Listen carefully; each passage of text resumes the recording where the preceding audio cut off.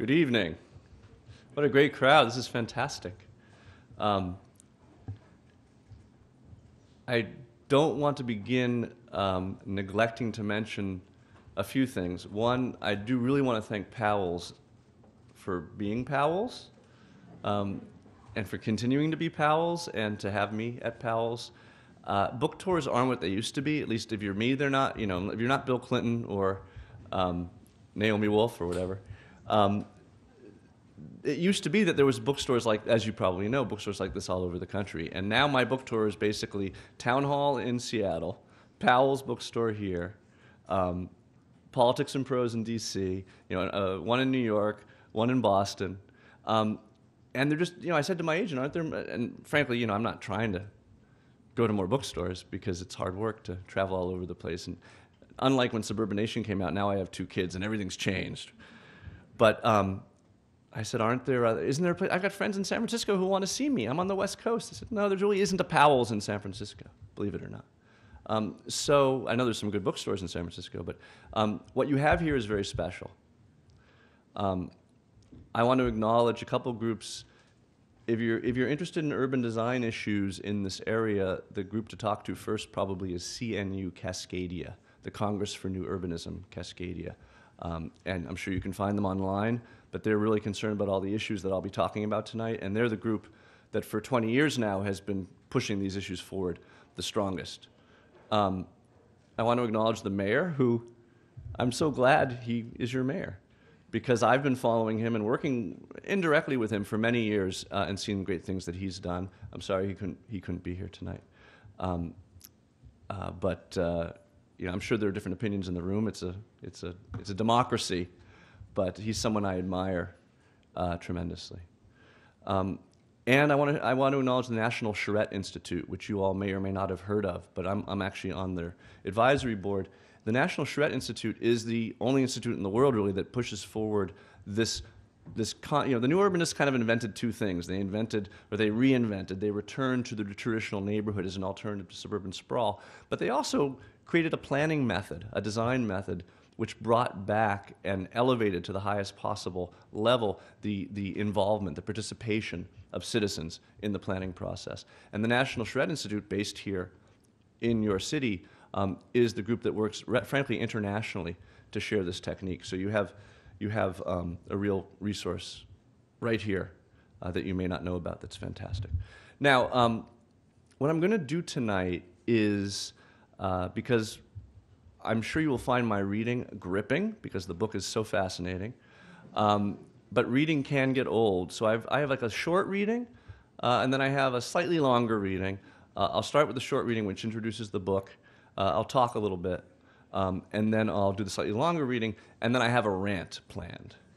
And we'll see how that goes, but I'll make sure there's time for questions as well. So let's begin. And I should say, I just finished recording the book for Audible.com, which was really fun. It's funny because I was a DJ in college, and I found it a really tricky thing to do because, and also I have kids who I tell bedtime stories to. On the one hand, you're reading your own book, and so you need to sound like the professional planner that you are. On the other hand, reading a book for Audible.com is almost like an acting gig, and you want to have the most stentorian, I don't know what the right word is, you want to have the best voice and the most mellifluous delivery. And I found that to the degree that I was slipping into that, I was undermining my credibility as a planner. And the whole time I was going back and forth between, am I an actor reading a book, or am I a planner who has to maintain credibility? Tonight I'll try to walk that line as well. Prologue. This is not the next great book on American cities.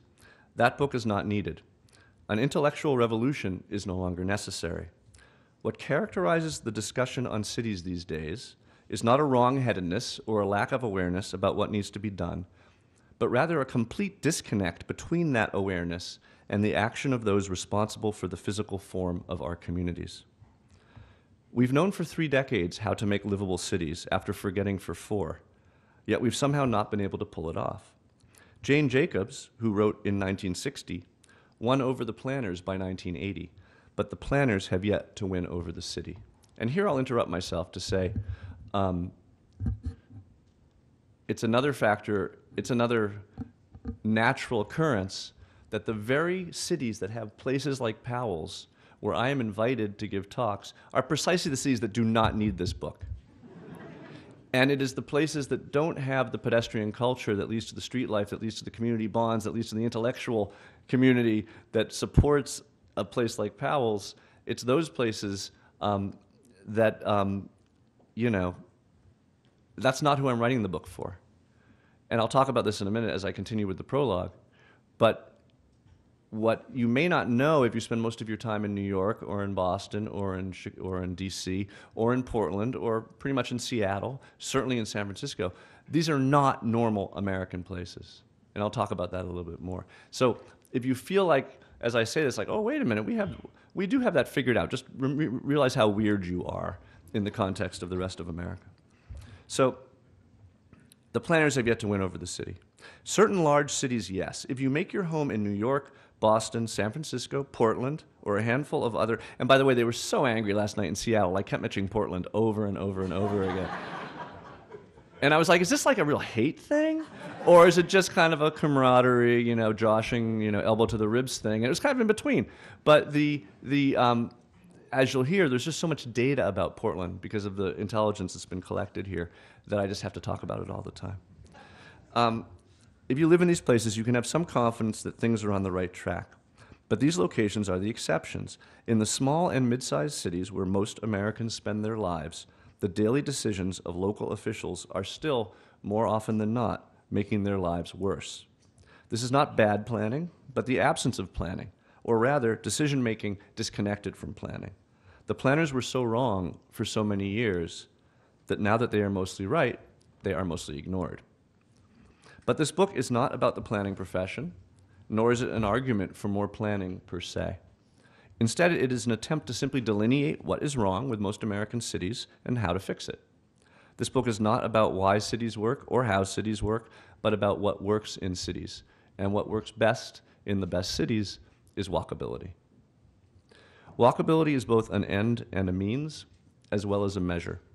While the physical and social rewards of walking are many, walkability is perhaps most useful as it contributes to urban vitality and most meaningful as an indicator of that vitality. After several decades spent redesigning pieces of cities, trying to make them more livable and more successful, I've watched my focus narrow to this topic as the one issue that seems to both influence and embody most of the others. Get walkability right, and so much of the rest will follow.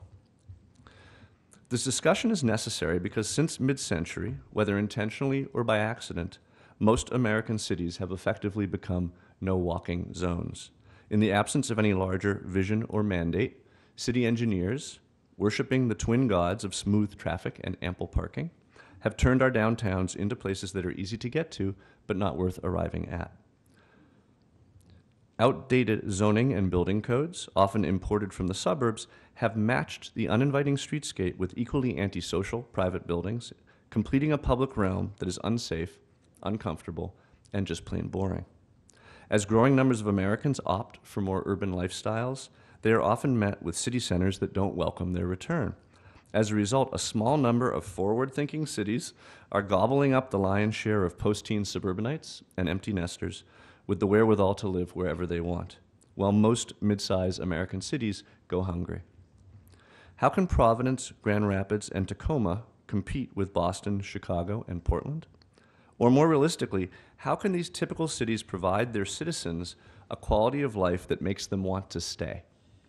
While there are many answers to that question, perhaps none has been so thoroughly neglected as design, and how a comprehensive collection of simple design fixes can reverse decades of counterproductive policies and practices and usher in a new era of street life in America. These fixes simply give pedestrians a fighting chance while also embracing bikes, enhancing transit, and making downtown living attractive to a broader range of people. Each one individually makes a difference. Together, they can transform a city and the lives of its residents. Even New York and San Francisco will still get some things wrong, but they will continue to poach the country's best and brightest unless our other, more normal cities can learn from their successes while avoiding their mistakes. We planners are counting on these typical places because America will be finally ushered into the urban century